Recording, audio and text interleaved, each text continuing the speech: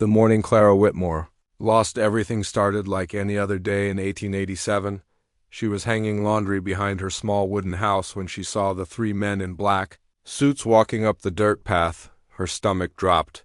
She knew exactly who they were and why they had come. Her husband Michael had been gone for 2 years now, taken by a fever that swept through their Wyoming territory.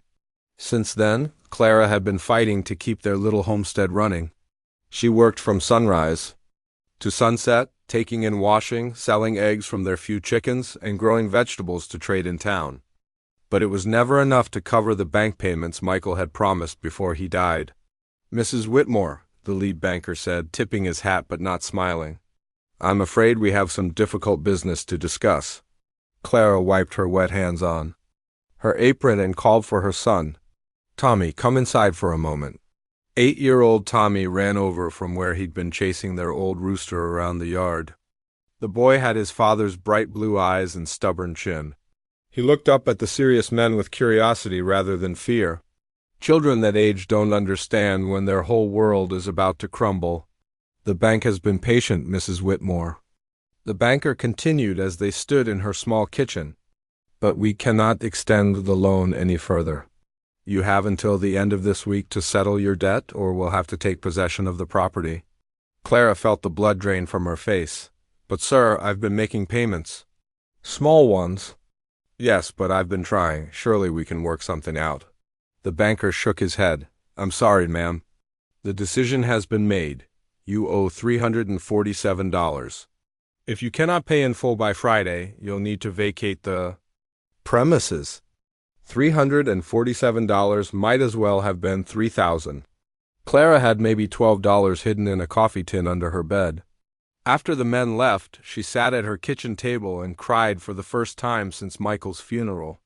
Tommy climbed onto her lap and patted her cheek with his small hand. "Don't cry, Mama. We'll be okay." But Clara wasn't sure they would be. The next few days passed in a blur of desperate attempts to raise money. Clara visited every neighbor within 10 miles, asking for work, loans, anything. Some folks were kind but poor themselves. Others turned her away at the door, not wanting to get involved with someone the bank had marked for trouble. Mrs. Henderson, who lived closest to town, let Clara work in her kitchen for 2 days in exchange for $5 and some leftover bread. "I wish I could do more, dear," the elderly woman said, pressing an extra dollar into Clara's hand. "But my own situation isn't much better." By Thursday evening, Clara had managed to scrape together $32. It wasn't nearly enough, but she dressed in her best dress anyway and walked into town with Tommy to make one final plea to the bank president. The man barely looked up from his paperwork. "I'm sorry, Mrs. Whitmore, but the matter is settled. Please don't make this more difficult than it needs to be." Clara felt something break inside her chest. "Please, sir, I have a child. Where are we supposed to go?" "That's not the bank's concern. Good day." Outside the bank, Clara stood on the wooden sidewalk with Tommy's hand in hers, watching people go about their normal lives. The bakery smelled like fresh bread. Children played in the street. Everything looked the same, but her world had ended. That night she packed their few belongings into 2 cloth bags. Their furniture would stay with the house. She couldn't carry it anyway. She took their clothes, Michael's pocket watch, her mother's Bible, and Tommy's favorite wooden horse that his father had carved. Friday morning came too soon. Clara had barely slept, and when she looked in the mirror, she saw a woman who had aged 10 years in a week. Tommy had developed a cough during the night, and when she touched his forehead, it felt warm. Just a little cold, Mama," he said, but Clara could hear the wheeze in his breathing. The bankers arrived at 9. A clock sharp with a sheriff's deputy and a wagon to haul away anything of value. Clara watched from the porch as strangers handled her wedding dishes and Michael's tools. Tommy pressed close to her side, finally understanding that something terrible was happening. "Where will we live now, Mama?" Clara had no answer. She'd hoped to find a room in town, but every boarding house wanted money up front that she didn't have. The church might help for a night or two, but winter was coming, and they needed more than charity. As the wagon pulled away with the last of their possessions, Clara picked up their 2 bags and took Tommy's hand. They walked down the dirt road away from the only home Tommy had ever known. Behind them, smoke rose from the chimney as the new owners moved in before the old ones were. Even out of sight, the first night they slept in the livery stable. The owner, Mr. Peterson, was kind enough to let them stay in an empty stall in exchange for Clara mucking out the other stalls. But Tommy's cough got worse, and by the second day he could barely keep his eyes open. "He needs medicine," the town doctor said after Clara spent her last $2 on the examination. "And rest and good food. This could turn into something serious if it's not treated properly." "How much for the medicine?" $8. Clara felt her knees go weak. $8 was impossible. She'd already tried asking every respectable family in town for work. Some had been polite but firm in their refusal.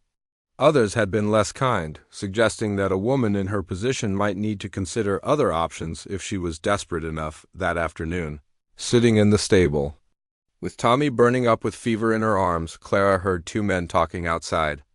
"Jake Morrison's got a setup out at the old Hartley ranch," one was saying. "Heard he's always looking for someone who can cook and mend clothes. Pays well, too." "You'd have to be pretty desperate to work for Iron Hand Jake," the other replied.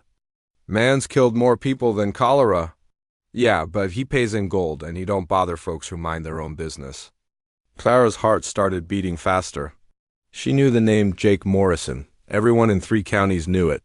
He was the kind of man mothers used to frighten their children into good behavior. But he paid well, and Tommy needed medicine that evening. After Tommy had fallen into a restless sleep, Clara made a decision that went against everything she'd been raised to believe. She asked Mrs. Peterson to watch Tommy for a few hours, then walked to the edge of town where she borrowed an old horse from the livery stable. She promised Mr. Peterson she'd return it by morning, along with the money for its use. The ride to the old Hartley ranch took 2 hours through rough country. The moon was full, which helped her find the way, but every shadow looked like a threat. Clara had never been so scared in her life, but the image of Tommy's flushed face kept her moving forward. The ranch house appeared suddenly in a clearing, yellow light spilling from its windows. Clara could see several horses tied outside and hear the low rumble of men's voices. Her hands shook as she tied the borrowed horse to a fence post and walked toward the front door. Before she could knock, the door swung open. A tall man with dark hair and cold gray eyes looked down at her. His left hand was made of metal and leather, gleaming in the lamplight. This had to be Iron Hand Jake Morrison, the most dangerous outlaw in Wyoming. "Well," he said, his voice surprisingly quiet, "what have we here?" Jake Morrison stood in the doorway, his metal hand resting on the doorframe. Clara had heard stories about this hand, how he'd lost the real one in a prison fight 5 years back, how he'd beaten a man to death with the iron replacement. Looking at it now, gleaming in the lamplight, she felt her courage almost fail her. I heard you might need someone to cook and clean," Clara managed to say, her voice barely above a whisper. Jake studied her for a long moment. Behind him she could see 4 other men sitting around a wooden table, playing cards. They'd stopped their game to stare at her. The smell of tobacco smoke and whiskey drifted out into the cool night air. "You're that widow from town," Jake said. "It wasn't a question. The one who lost her place to the bank." Clara nodded, surprised he knew about her situation. In a small territory like theirs, news traveled fast, but she hadn't expected an outlaw to keep track of local gossip. "What's your name?" "Clara Whitmore, sir, and you've got a sick boy." Again, Clara could only nod. How did he know about Tommy's illness? She'd only just learned about it herself. Jake stepped aside and gestured for her to come in. "Pete," he called to one of the men at the table, "saddle up and ride into town. Get Doc Wilson and bring him out here. Tell him it's urgent." "Boss, it's past midnight," one of the men protested. Jake's gray eyes turned cold. "Did I ask for your opinion, Charlie?" The man called Pete stood up immediately, grabbing his hat. "I'll get him, boss." Clara found herself inside the ranch house before she fully realized what was happening. The place was cleaner than she'd expected. The furniture was simple but well made, and someone had attempted to make it feel like a home rather than just a hideout. Quilted blankets were folded neatly on the chairs, and books were stacked on a shelf near the fireplace. "Sit," Jake said, pointing to a chair near the fire. "You look like you're about to fall over." Clara sat gratefully. She hadn't realized how exhausted she was until this moment.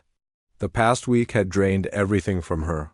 "Now," Jake said, settling into the chair across from her, "tell me about your boy." "His name is Tommy. He's 8 years old, and he's got a fever and a bad cough. Started a few days ago, but it's getting worse." Clara's voice broke slightly. "The doctor says he needs medicine, but I don't have the money for it." Jake was quiet for a moment, watching the fire. The other men had resumed their card game, but Clara could feel them listening to every word. "What kind of work can you do?" Jake asked. "I can cook, clean, mend clothes, tend a garden. I'm not afraid of hard work." "This isn't like working for the church ladies in town," Jake warned. "My men are rough around the edges. They've been living without a woman's touch for a long time. Some of them might get ideas." Clara felt her cheeks burn, but she forced herself to meet his gaze. "I understand." "Do you?" Jake leaned forward. "Because once you're here, you're under my protection. That means if anyone, and I mean anyone, bothers you or your boy, they answer to me. But it also means you don't go running to the sheriff if you see or hear things you don't like. You mind your own business, do your work, and keep your mouth shut about our affairs. Can you do that?" Clara thought about Tommy lying feverish in the stable, about the $8 she didn't have for medicine, about the winter that was coming with nowhere to live. "Yes, sir, I can do that," Jake nodded. "Good. There's a small room off the kitchen you and the boy can use. It's not fancy, but it's warm and dry. You'll cook 3 meals a day, keep the place clean, and mend our clothes when they need it. In return, you get room and board, and I'll pay you $10 a week." $10 a week was more than Clara had ever earned in her life. She couldn't believe what she was hearing. That's very generous." "It's fair pay for fair work," Jake said simply. Just then they heard horses approaching. Pete returned with Doc Wilson, a grumpy-looking man in his 60s who clearly wasn't happy about being dragged out of bed. But when Jake handed him a $20 gold piece, his attitude improved considerably. "Where's the patient?" Doc Wilson asked. "In town," Clara said. At Peterson's livery stable, Jake stood up. "Charlie, hitch up the wagon. We're going to fetch the boy." "Boss, is that smart?" Charlie asked. "Showing ourselves in town at this hour?" "The boy's sick," Jake said, his voice carrying a warning. "We're getting him." The ride back to town was surreal. Clara sat in the wagon between Jake and Doc Wilson, trying to understand how her desperate gamble had turned into this.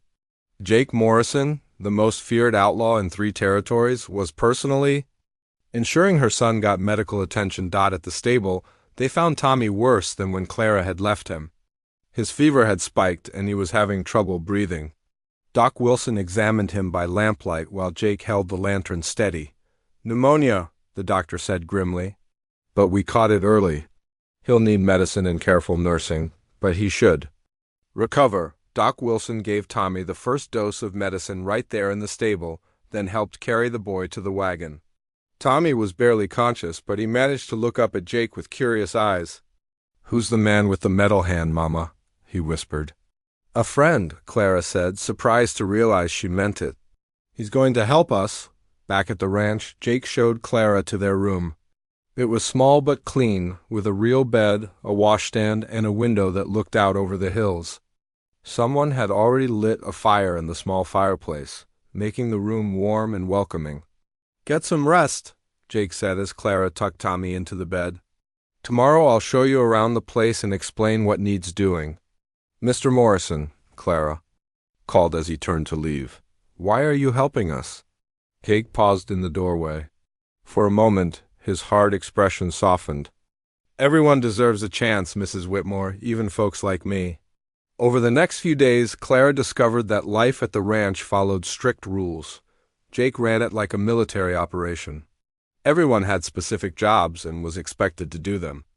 Without complaint, meals were served at set times. No one was allowed to drink heavily or cause trouble. And absolutely no one was permitted to bother Clara or Tommy. The men were an interesting mix. There was Pete, a former soldier who turned to outlawry after the war left him with nothing. Charlie was young and reckless, always trying to prove himself. Big Jim rarely spoke, but was surprisingly gentle when helping Clara carry heavy pots from the kitchen. And there was Doc Holsey, an educated man who'd lost his medical license after a gambling scandal but still knew enough to help care for her. Tommy. Clara quickly fell into a routine. She woke before dawn to start breakfast, spent her mornings cleaning and organizing, and used her afternoons to mend clothes and prepare dinner. The work was hard, but not harder than what she'd been doing on the homestead. What surprised her most was Jake himself. Away from his reputation and the stories people told, he was a thoughtful, even gentle man. He spent time with Tommy each evening, teaching him to carve wood and telling him stories about places he'd traveled. He never swore or drank to excess in front of the boy, and he always asked Clara if she needed anything before retiring for the night. Tommy's health improved rapidly under Doc Wilson's care and Clara's constant attention. Within a week, the boy was up and playing again, fascinated by the ranch and the men who lived there. He especially liked Jake, following him around like a puppy whenever the outlaw was home. "That boy's taken a shine to you, boss," Pete observed one evening as they watched Tommy show Jake a rock he'd found that looked like a horse. Jake smiled, and Clara was struck by how different he looked when he wasn't trying to be intimidating. "He's a good kid. Reminds me of myself at that age before everything went wrong." Clara found herself wondering what had happened to turn Jake Morrison into an outlaw. He was clearly educated, well-read, and had natural leadership abilities. Under different circumstances, he might have been a successful rancher or businessman. But then she remembered the stories about the people he'd killed, the banks he'd robbed, the fear he inspired in honest folks throughout the territory. It was a contradiction she couldn't resolve. How could the same man who had threatened to kill anyone who bothered her family be the same person who sat patiently while Tommy practiced his letters each evening? How could someone so dangerous be so kind to a sick child? As the days turned into weeks, Clara began to feel something she hadn't experienced since Michael died: security.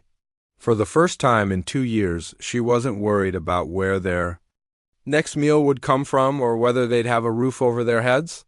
Tommy was healthy and happy, and she was earning more money than she'd ever seen. But late at night, lying in her bed listening to the wind howl across the plains, Clara couldn't shake the feeling that this peace was temporary. Men like Jake Morrison didn't retire to quiet ranch life. Eventually his past would catch up with him, and when it did, she and Tommy might be caught in the crossfire. She just didn't know how right she was. 3 weeks had passed since Clara and Tommy arrived at the ranch, and life had settled into a comfortable rhythm. Tommy's health had completely returned, and he spent his days exploring the property with the enthusiasm only an 8-year-old could manage. Clara had grown used to the routine of cooking for 6 grown men and keeping the ranch house in order. She was hanging laundry behind the house on a bright October morning when she heard voices coming from the barn. Jake and his men were having one of their meetings, the kind Clara had learned to ignore, as Jake had instructed. But something in their tone made her pause with a wet shirt in her hands.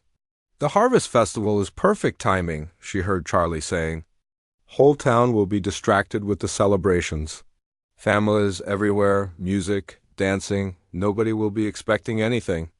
Clara felt her stomach tighten. She knew she shouldn't listen, but her feet seemed rooted to the spot. How many guards usually watch the bank during festival time? Jake's voice carried clearly across the yard. "Maybe 1 or 2, Pete answered. "Most of the deputy sheriffs will be busy keeping drunk cowboys from causing too much trouble in the streets." Clara's hands trembled as she realized what they were discussing. The Silver Creek Harvest Festival happened every year in late October. It was the biggest celebration in the territory, with families coming from farms and ranches within 50 miles to trade goods, catch up with friends, and enjoy a rare break from their hard lives. "What about the safe?" Jake asked. "Old Mr. Henderson at the general store says the bank's been collecting mortgage payments all month," Big Jim said in his slow, deep voice. "Probably got more cash than usual sitting in there." Clara dropped the shirt she was holding. The bank they were planning to rob was the same one that had taken her home. Part of her felt a dark satisfaction at the thought of those cold-hearted bankers losing their money. But the harvest festival, that meant innocent families would be in danger. She forced herself to continue hanging clothes. But her mind was racing. These men had been kind to her and Tommy, especially Jake, but they were still outlaws, still dangerous. She'd known this day would come eventually. That evening at dinner, Clara watched Jake more carefully than usual. He was telling Tommy a story about a wild horse he'd once tried to tame, making the boy laugh with his dramatic gestures. It was hard to believe this gentle man was the same person who'd been planning a bank robbery just hours earlier. After Tommy went to bed, Clara was washing dishes when Jake approached her in the kitchen. "You've been quiet tonight," he observed, leaning against the doorframe. "Everything all right?" Clara's heart pounded. She dried her hands slowly, trying to think of what to say. "Just tired, I suppose." Jake studied her face. He had a way of looking at people that made Clara feel like he could see right through her. "You sure that's all?" "Yes, sir," Clara said, but her voice came out higher than usual. Jake nodded, but Clara could tell he wasn't entirely convinced. "Well, get some rest. Tomorrow's going to be a busy day." Clara lay awake most of that night, staring at the ceiling while Tommy slept peacefully beside her. She thought about the families who would be at the harvest festival, children Tommy's age playing games, mothers like herself enjoying a rare day of celebration, fathers taking a break from their endless work to dance with their wives. The next morning, Clara was making breakfast when she overheard Jake giving detailed instructions to his men. "Remember, we're not there to hurt anybody," Jake was saying. "This is about the money, nothing else. Get in, get what we came for, and get out. Clean." "What if someone tries to play hero?" Charlie asked. Jake's voice turned cold. "Then you handle it, but nobody gets hurt unless there's no other choice. We're robbers, not killers." Clara felt slightly relieved, but then Pete spoke up. "What about creating a distraction? Maybe set fire to one of the empty buildings on the edge of town, draw the law away from the bank?" "Good thinking," Jake agreed. "But make sure it's really empty. I don't want any accidents." Clara's relief vanished. Fire was unpredictable. Even if they started it in an empty building, it could spread quickly, especially with all the dry autumn weather they'd been having. The whole town could burn down. With all those families trapped in the streets, she served breakfast with shaking hands, barely able to look at the men who were planning to put innocent people in danger. Jake noticed her distress but said nothing, though she caught him watching her several times throughout the meal after the men rode out to scout the town. Clara found herself alone with Tommy. The boy was playing with his wooden horse, making it gallop across the kitchen table while she tried to concentrate on her chores. "Mama, why do you look so worried?" Tommy asked, looking up at her with Michael's bright blue eyes. Clara knelt down to his level. "Just thinking about some grown-up things, sweetheart. Nothing for you to worry about." "Is it about Mr. Jake and the other men?" Clara's heart skipped. "What do you mean?" "I heard them talking about going to town," Tommy said innocently. "Are they going to the Harvest Festival too? Can we go with them?" The Harvest Festival. Clara had completely forgotten that she'd promised Tommy they might attend this year. Now that they had a little money saved up, it would be his first real celebration since his father died. "I don't know, baby," Clara said, pulling him into a hug. "We'll see." That afternoon, while Tommy napped, Clara found herself walking around the ranch, trying to clear her head. She ended up at the small cemetery behind the house, where 3 wooden crosses marked the graves of previous ranch inhabitants. The sight made her think about mortality, about choices and consequences. She thought about Michael, about what he would want her to do. He'd been a good man, honest and hardworking. He would never have wanted her to stay silent while innocent. People were put in danger, no matter how much Jake and his men had helped her and Tommy, but Jake had saved Tommy's life. He'd given them shelter when no one else would. He treated them with kindness and respect. How could she betray that? Clara was still wrestling with these thoughts when she heard horses returning. She hurried back to the house to start preparing dinner. Jake came into the kitchen while she was peeling potatoes, his expression more serious than usual. Clara, he said, I need to ask you something, and I want you to tell me the truth. Clara's hand stilled on the potato. Yes, sir?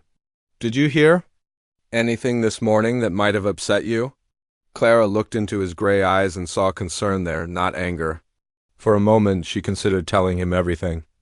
Maybe she could convince him to call off the robbery, or at least to wait until after the festival, when there wouldn't be so many innocent people around.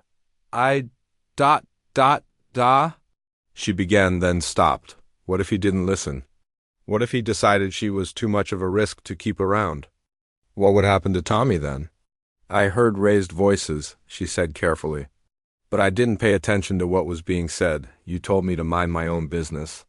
Jake watched her for a long moment. That's right, I did.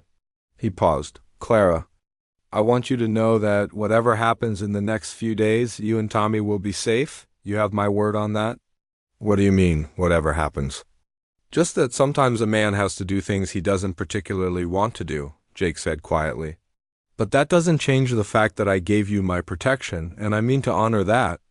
After Jake left the kitchen, Clara stood frozen at the counter. His words sounded almost like a goodbye, as if he expected this job to be his last. The thought filled her with an unexpected sadness. Despite everything, she'd grown fond of Jake Morrison. He'd shown her and Tommy more kindness than anyone had in years. That night at dinner, Clara watched the men more carefully. They were subdued, the usual joking and storytelling replaced by quiet conversation about practical matters. Even Tommy seemed to sense the change in mood. Is everyone sad? Tommy asked innocently. You all look like you're going to a funeral. The men exchanged glances and Pete forced a smile. Just thinking about work stuff, little man. Nothing you need to worry about. After Tommy went to bed, Clara lingered in the kitchen, cleaning dishes that were already clean. She could hear the men talking in low voices in the main room, discussing final details for their plan. Every few minutes, one of them would mention the festival, the families, the timing. Finally, Clara couldn't stand it anymore. She made a decision that would change everything. She waited until the house was quiet, then crept to the pantry where Jake kept supplies. Hidden behind bags of flour and coffee, she found what she was looking for, a small bottle of rat poison they used to keep the storage areas clear of pests. She'd seen Jake use it before, carefully measuring out small amounts. Clara's hands shook as she opened the bottle. The powder inside was white and odorless. Just a small amount in Jake's coffee would be enough. Without their leader, the gang would fall apart. The robbery would be called off. The innocent families at the Harvest Festival would be safe. She told herself it was justice. Jake Morrison was an outlaw, a killer. He'd chosen this life, and now he had to face the consequences. The fact that he'd been kind to her and Tommy didn't change what he was planning to do. As Clara stared at the poison in her trembling hands, she couldn't stop thinking about Jake reading to Tommy by the fireplace, about the gentle. Clara barely slept that night. Every time she closed her eyes, she saw images of families at the Harvest Festival, children laughing as they played games, mothers chatting while they watched their little ones, fathers competing in contests of strength. Then she'd picture flames spreading through the town, people screaming and running in panic, but she also saw Jake's face, the gentle way he smiled when Tommy showed him a drawing, the patience he displayed when teaching her son to whittle. How could she poison a man who had shown them such kindness? Dawn came too soon. Clara got up quietly, careful not to wake Tommy, and went to the kitchen to start breakfast. Her hands moved automatically as she prepared the morning meal, but her mind was elsewhere. The men would be leaving for town soon after they ate. This was her last chance to stop them. She ground the coffee beans with extra care, her hands trembling slightly as she worked. The familiar smell usually comforted her, but today it made her stomach turn. She kept glancing toward the pantry where the poison waited behind the flour sacks. "Morning, Mama," Tommy said, patting into the kitchen his nightshirt. His hair was sticking up in all directions, and he rubbed his eyes sleepily. "Good morning, sweetheart," Clara managed, pulling him close for a hug. His small arms wrapped around her waist, and she breathed in the sweet scent of his hair. Everything she was considering doing was for children like Tommy. innocent souls who deserve to grow up safe. Can we go to the festival today? Tommy asked hopefully. Pete said there would be candy and games and maybe even a puppet show. Clara's heart clenched. I don't think so, baby. Not today? But why not? We never get to go anywhere fun. Before Clara could answer, Jake walked into the kitchen. He was already dressed in his dark traveling clothes, his gun belt strapped around his waist. The sight of the weapon reminded Clara exactly who she was dealing with. Morning, Tommy, Jake said, ruffling the boy's hair. You're up early. I wanted to ask Mama if we could go to the festival, Tommy said. There's going to be music and dancing and everything. Jake glanced at Clara as she saw something sad in his eyes. Maybe next year, son. This year might not be the best time for you and your mama to be in town. Why not? Just grown-up reasons, Jake said gently. But I tell you what, when I get back, I'll teach you how to make a proper slingshot. How does that sound? Tommy's face lit up. Really? With real leather? The best leather money can buy? Jake promised. Clara turned back to the stove before either of them could see the tears in her eyes. Jake was always making promises to Tommy, always thinking about the boy's happiness. How could someone so thoughtful about one child be willing to put other children in danger? The rest of the men filed into the kitchen as Clara served breakfast. The mood was tense, different from their usual morning gatherings. Everyone ate quickly and spoke in short sentences. Clara noticed they all checked their weapons multiple times. Remember, Jake said as they finished eating, we stick to the plan, get in, get the money, get out. Nobody takes any unnecessary risks. What about the distraction fire? Charlie asked. Pete and Big Jim will handle that. Just make sure it's controlled. We want to draw attention away from the bank, not burn down half the town. Clara's hands shook as she poured Jake's coffee. This was it, her moment of decision. The cup felt impossibly heavy in her hands as she carried it to the table. Jake was still giving instructions to his men. Talking about escape routes and meeting points, she set the coffee down in front of him, her heart pounding so loud she was sure everyone could hear it.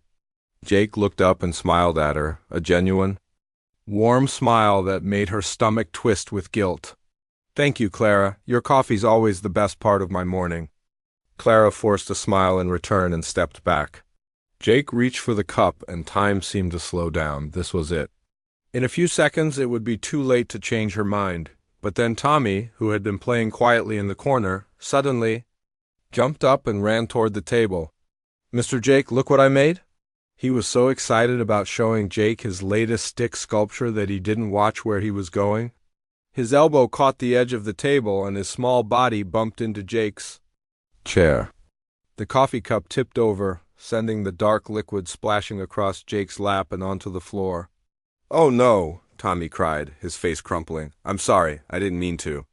Jake stood up quickly, brushing the hot coffee from his clothes. It's all right, boy, no harm done. But Clara stood frozen, staring at the spilled coffee spreading across the wooden floor. The coffee that would have killed Jake Morrison was now soaking into the floorboards, and she felt something between relief and terror. I'll clean it up, she said quickly, grabbing a towel. I'll get you a fresh cup, she added, but Jake shook his head. No time, he said, checking his pocket watch. We need to get moving. Clara looked up from where she was kneeling on the floor, mopping up the spilled coffee. Jake was watching her with those sharp gray eyes, and she had the uncomfortable feeling that he knew exactly what had just happened. Clara, he said quietly, stepping closer, walk with me for a minute. Her legs felt like water as she followed him outside. The morning air was crisp and cool, and she could hear birds singing in the trees around the ranch. It seemed wrong that the world could be so peaceful when everything inside her was falling apart. Jake stopped near the corral fence and turned to face her. You wanted to tell me what was in that coffee? Clara's blood turned to ice. I don't know what you mean. Yes, you do. Jake's voice was gentle but firm. I've been watching you since yesterday morning. You've been scared about something, and it wasn't just my men riding out on a job. You know about the festival. Clara couldn't meet his eyes. I heard you talking about the bank. And I know. There will be families there, children, her voice broke. Tommy's age. Jake was quiet for a long moment. When Clara finally looked up, she saw something unexpected in his face, not anger, but understanding. So you decided to stop me the only way you could think of, he said. Clara nodded, tears streaming down her cheeks. I'm sorry. I know you saved us. I know you've been good to Tommy, but I couldn't let innocent people get hurt. Do you think I'm a monster, Clara? The question surprised her. I don't know what you are. Jake leaned against the fence, suddenly. Looking older than his years? Fair enough. I suppose I've earned that reputation. He was quiet for a moment, then said, What if I told you the bank we're planning to rob isn't just any bank? What do you mean? What if I told you that Mr. Patterson, the bank president who threw you out of your home, has been stealing money from the accounts of families like yours? Taking their life savings and using it to buy land cheap when folks can't pay their mortgage? Clara stared at him. Is that true? Doc Holsey used to keep his money there before he figured out what was happening. Patterson's been running a scheme for years, making loans he knows people can't repay, then taking their property for pennies on the dollar. Half the failed farms in this territory were actually stolen. But the families at the festival will. Be safe, Jake said firmly. You think I'd risk hurting innocent people for money? The fire will be set in an abandoned warehouse on the edge of town, far from where the families gather. And we'll time everything so the bank is empty except for Patterson and maybe one guard? Clara felt confused and overwhelmed. Then why didn't you tell me this before? Because the less you know about our business, the safer you are if we get caught. Jake straightened up. But I can see that keeping you in the dark has caused you pain, and I'm sorry for that. They stood in silence for a moment, watching the horses in the corral. Clara's mind was spinning, trying to process everything she'd just learned. Clara, Jake said finally, I need you to understand something. What we do isn't right, even if the people we take from aren't good people themselves.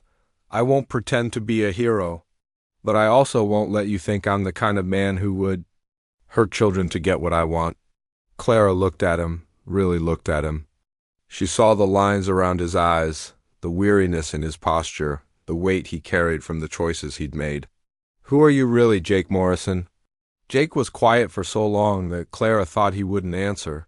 Then he said, just a man who made some bad choices a long time ago and has been trying to figure out how to make things right ever since. Before Clara could respond, Pete called out from the barn. Boss, we need to get moving if we're going to make it to town on schedule. Jake nodded, then turned back to Clara. I want you to take Tommy and ride into the hills today. There's a cave about 2 miles north of here. You can see it from the ridge behind the house. Stay there until we get back. Why? Because if something goes wrong, if we don't make it back, I don't want you and the boy caught up in whatever comes next. Jake reached into his pocket and pulled out a small leather pouch. There's enough money in here to get you both far away from this territory. Promise me you'll use it if you have to. Clara took the pouch with trembling hands. Jake, promise. Me, I promise. Jake nodded, then did something that surprised her completely. He leaned down and kissed her forehead, the way a father might kiss his daughter goodbye. Thank you, he said quietly. For what? For caring enough about innocent people to try to poison me. It tells me everything I need to know about who you really are. Clara did exactly as Jake had asked. She packed a small bag with food and water, bundled Tommy into his warm coat, and rode with him to the cave in the hills. The boy thought it was a grand adventure, exploring the rocky hideout while Clara sat at the entrance, watching the valley below and waiting. Hours passed slowly. Clara tried to keep Tommy entertained with stories and simple games, but her mind kept wandering to Jake and his men. Were they safe? Had their plan worked? She found herself praying for the first time since Michael's death, asking God to protect the man who had saved her family, even if he was an outlaw. As the sun began to set, painting the sky in shades of orange and red, Clara heard something that made her blood run cold. Distant gunshots echoed across the valley, coming from the direction of town. Tommy looked up from the stick fort he was building. What was that sound, Mama? Just hunters, Clara said quickly, though her voice shook. Probably trying to get a deer before dark, but she knew it wasn't hunters. The shots were too close together, too frantic. Something had gone wrong with the robbery. They spent the night in the cave. Tommy curled up against Clara's side while she stayed awake, listening for any sign of the men's return. Every sound made her jump, the wind through the rocks, an owl calling in the distance, the rustle of small animals in the brush. The dawn came gray and cold. Clara's back ached from sleeping on the hard ground, and Tommy was cranky and hungry. She was about to suggest they return to the ranch when she heard horses approaching. Her heart leaped with hope, but as the riders came closer, she realized these weren't Jake's men. 3 strangers in badges rode up to the cave entrance. The lead man was tall and thin with a graying mustache. His eyes were hard as they fixed on Clara. "You Clara Whitmore?" he asked. "Yes, sir," Clara replied, instinctively pulling Tommy closer.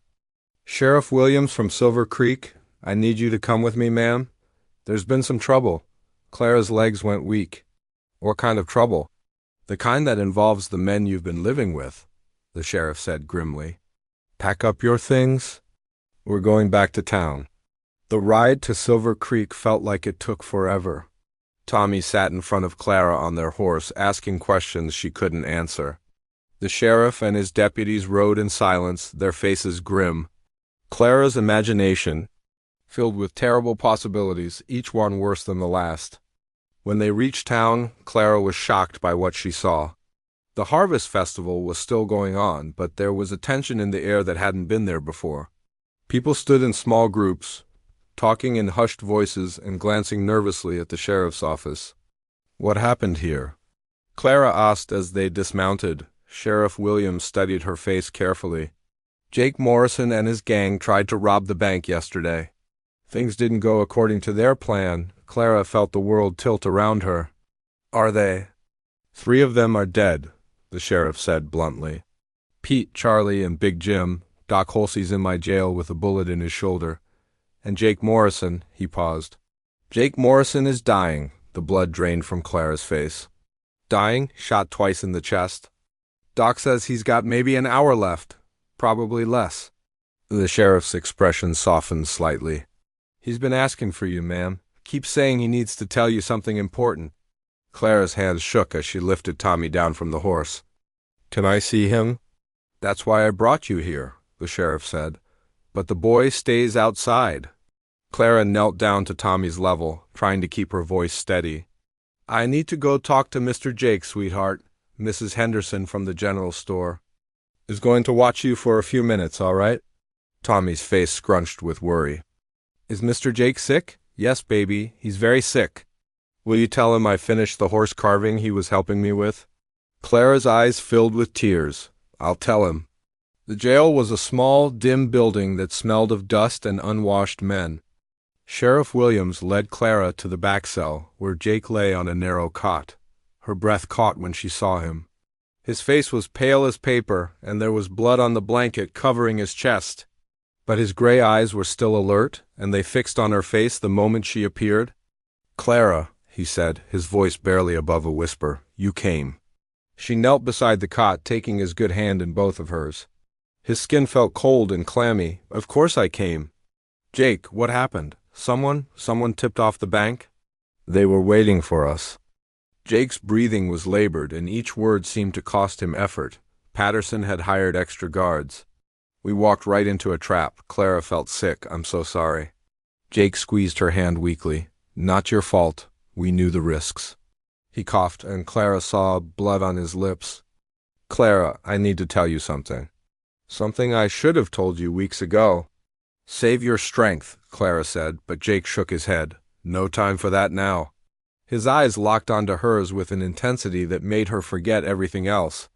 "My real name isn't Jake Morrison." Clara stared at him, confused. "What?" "My name is Jacob Whitmore," Jake said, each word clear despite his weakness. "I'm your husband's brother." The world stopped spinning. Clara felt like someone had punched her in the stomach. "That's impossible. Michael's brother died in the war." "That's what everyone thinks," Jake said. "That's what I wanted them to think." His breathing became more ragged. "I was captured during the Battle of Gettysburg. Spent 2 years in a Confederate prison. When I finally escaped, I came home to find everyone thought I was dead. Michael had married you, started a family. You were both so happy, Clara's mind reeled. But why didn't you tell us? We would have welcomed you home.